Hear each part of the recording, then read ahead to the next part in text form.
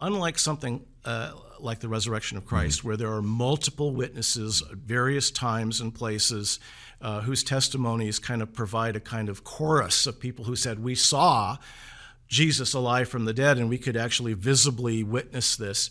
The virgin birth of Christ, of course, took place in the womb of one person, and nobody else was around at the time. Yeah, there's a lot of misinformation and just misunderstanding about the historicity of the virgin birth. Now, this is the nice thing about the Gospels. On the one hand, yes, there are these differences that are very surprising. Sometimes it's a little bit difficult to harmonize them. But on the other hand, we have strong evidence that the reason why that's the case is because these are narratives based on eyewitness testimonies from people who didn't necessarily talk to each other before they gave their information.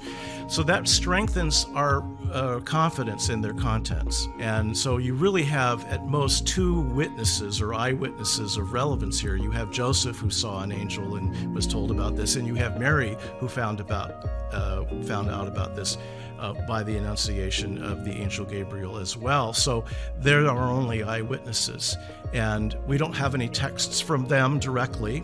However, I argue that the gospel accounts in Matthew and Luke derive from Joseph and Mary, and there's good evidence for that. If you read Matthew 1-2, it's all told from Joseph's point of view. If you read Luke 1-2, it's all told from Mary's point of view.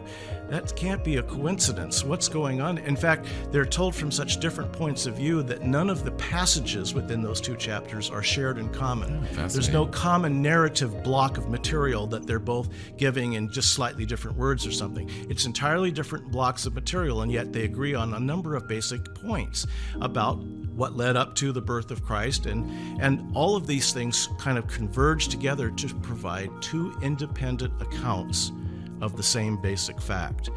That tells me this is based on something that really happened. Joseph and Mary are the likely sources of information.